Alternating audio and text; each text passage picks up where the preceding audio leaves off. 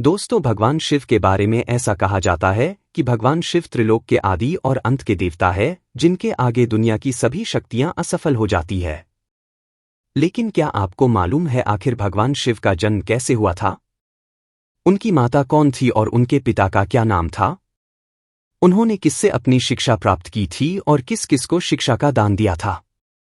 अगर नहीं तो चलिए, क्योंकि इस वीडियो के माध्यम से हम आपके इन्हीं सभी सवालों का जवाब देने वाले हैं, इसलिए प्लीज इसे स्किप किए बिना एंड तक जरूर देखना।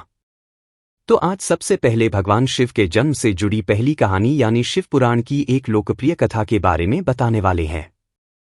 शिव पुराण के अनुसार भगवान शिव को स्वयंभू माना जाता है, जिसका मतलब होता है कि भगवान शिव का जन्म स्वयं ही हुआ था। यानी कि इससे एक बात तो साफ हो जाती है कि ना ही भगवान शिव की कोई माता है और ना ही उनके कोई पिता है।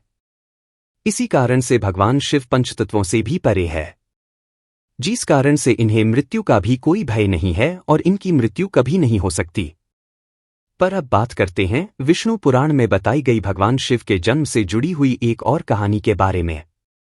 विष्णु पुराण में बताया गया है कि भगवान विष्णु के माथे से निकलने वाले तेज के कारण भगवान शिव की उत्पत्ति हुई थी और उनके नाभि से निकलते हुए तेज से कमल पर विराजमान ब्रह्मा जी का जन्म हुआ क्नॉइस था।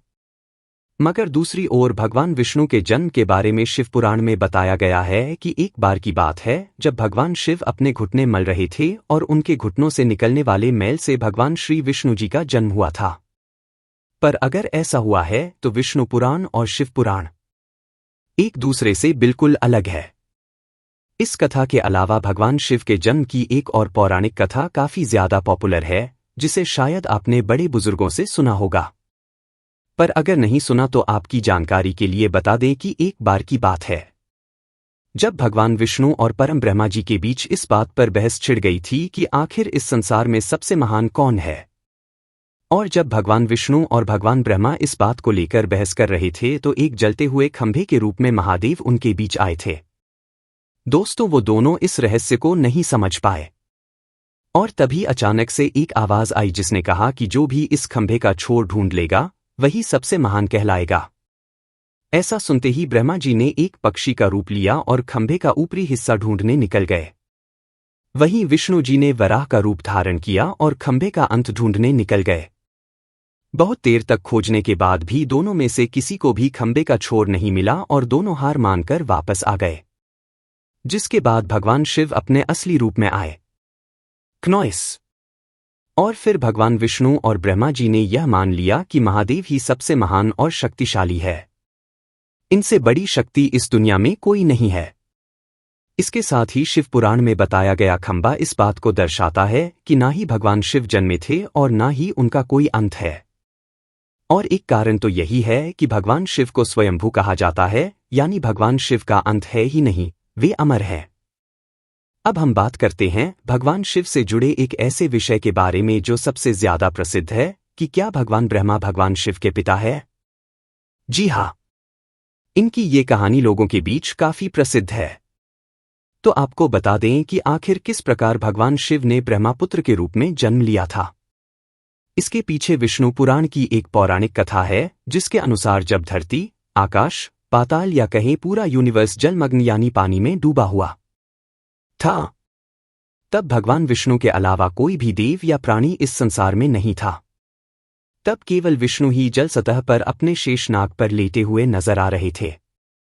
जिसके बाद उनकी नाभि से कमल की डंडी पर ब्रह्मा जी प्रकट हुए और जब भगवान ब्रह्मा और भगवान विष्णु इस यूनिवर्स से संबंधित बातें कर रहे थे तब भगवान शिव प्रकट हुए, जिसके बाद ब्रह्मा ने उन्हें पहचानने से इनकार कर दिया। इस कारण से भगवान शिव रूठ गए और उनके रूठ जाने के कारण भगवान विष्णु ने उन्हें दिव्य दृष्टि प्रदान कर ब्रह्मा जी को भगवान शिव की याद दिलाई, जिसके बाद भगवान ब्रह्मा को अपनी गलती का एहसास हुआ और शिव से क्षमा मांगते हुए उन्होंने उनसे अपने पुत्र रूप में पैदा होने का आशीर्वाद मांगा। जिस कारण से भगवान शिव ने भगवान ब्रह्मा की प्रार्थना को स्वीकार करते हुए उन्हें ये आशीर्वाद दे दिया। लेकिन इसके बाद जब भगवान ब्रह्मा ने इस सृष्टि की रचना शुरू की तो उन्हें एक बच्चे की जरूरत पड़ी, क्नॉइस। और तब उन्हें भगवान शिव का आशीर्वाद ध्यान आया, जिसके लिए भगवान ब्रह्मा ने तपस्या की और बालक के रूप में भगवान शिव उनकी गोद में रोते हुए प्रकट हुए। आपको बता दें कि ये भगवान शिव का एकमात्र बाल रूप है। जब भगवान ब्रह्मा ने उनके रोने का कारण पूछा तो उन्होंने बताया कि उनका कोई नाम नहीं है। तब भगवान ब्रह्मा ने भगवान शिव का नाम रुद्र रख दिया, जिसका मतलब होता है रोने वाला। पर इसके बावजूद भी भगवान शिव चुप नहीं हुए, इसलिए ब्रह्मा ने उन्हें दूसरा नाम दिया, पर शिव को वो नाम भी पसंद नहीं आया और फिर भी वे चुप नहीं हुए। इस तरह शिव को चुप कराने के लिए भगवान ब्रह्मा ने भगवान शिव को 108 नाम दिए थे, जो रुद्र, सर्वभाव, उग्र, भीम, पशुपति, ईशान और महादेव जैसे नाम थे, और शिव पुराण के अनुसार उनके ये नाम पृथ्वी पर लिखे गए थे। इसके बाद बात आती है श्रीमद् देवी महापुराण की। तो श्रीमद् देवी महापुराण में भगवान शिव की माता और पिता के बारे में बताया गया है। श्रीमद् देवी महापुराण के अनुसार देखा जाए तो एक बार जब भगवान नारद जी ने अपने पिता भगवान ब्रह्मा जी से पूछा कि इस सृष्टि का निर्माण किसने किया है, एक साथ ही भगवान विष्णु, भगवान शिव और आपके माता पिता कौन हैं? तब भगवान ब्रह्मा हैं जी ने नारद जी को त्रिदेवों के जन्म के बारे में बताया। जो बताया वह वाकई चौंका देने वाली बात थी। दरअसल उन्होंने कहा कि देवी दुर्गा और शिव स्वरूप ब्रह्मा के योग से ब्रह्मा, विष्णु और महेश का जन्म हुआ था, यानी प्रकृति का रूप लिए मां दुर्गा ही हम तीनों की माता है। क्नॉइस और ब्रह्मा यानी काल सदाशिव हमारे पिता है। इसके साथ ही श्रीमद् देवी महापुराण में भी भगवान विष्णु और भगवान ब्रह्मा के बीच हुए झगड़े की एक कहानी मिलती है, जिसके अनुसार एक बार श्री ब्रह्मा जी और विष्णु जी में झगड़ा हुआ और दोनों में बहस छिड़ी हुई थी। तब भगवान ब्रह्मा ने कहा, इस सृष्टि को मैंने बनाया है और मैं ही प्रजापिता हूँ, जिसके जवाब में भगवान विष्णु जी ने कहा कि मैं आपका पिता हूँ, क्योंकि आप मेरी नाभि से निकले हुए कमल से पैदा हुए हैं। और धीरे धीरे कर यह बहस बढ़ती गई दोस्तों। इसके बाद इन दोनों का झगड़ा सुनकर सदाशिव वहां पहुंचे और उन्होंने कहा, पुत्रों, मैंने ही तुमको इस संसार को बनाने और इसे संभालने के केवल 2 काम दिए हैं। इसी प्रकार मैंने शंकर और रुद्र को संहार और तिरोगति के कार्य दिए हैं।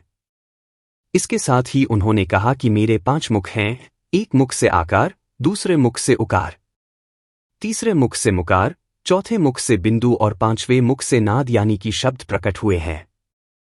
उन्हीं 5 को एक साथ मिलाकर देखा जाए तो एक अक्षर उम बनता है, जिसे आज हम सभी भगवान शिव के मूल मंत्र के रूप से जानते हैं।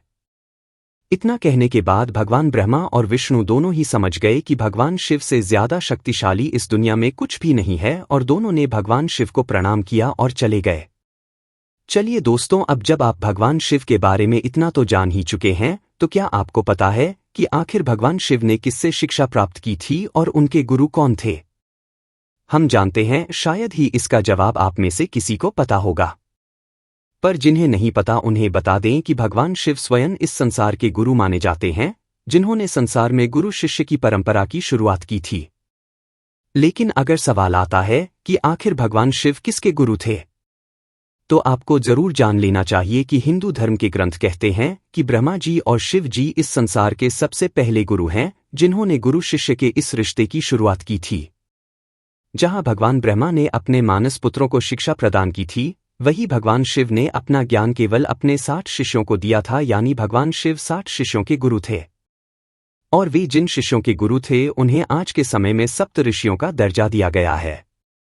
तो दोस्तों, ये थे भगवान शिव के जन्म से जुड़े हुए कुछ फैक्ट्स, जो आपको कैसे लगे हमें कमेंट करके जरूर बताइए। साथ ही अगर आपको वीडियो पसंद आया हो तो इसे लाइक और चैनल को सब्सक्राइब करना बिल्कुल न भूलें। धन्यवाद।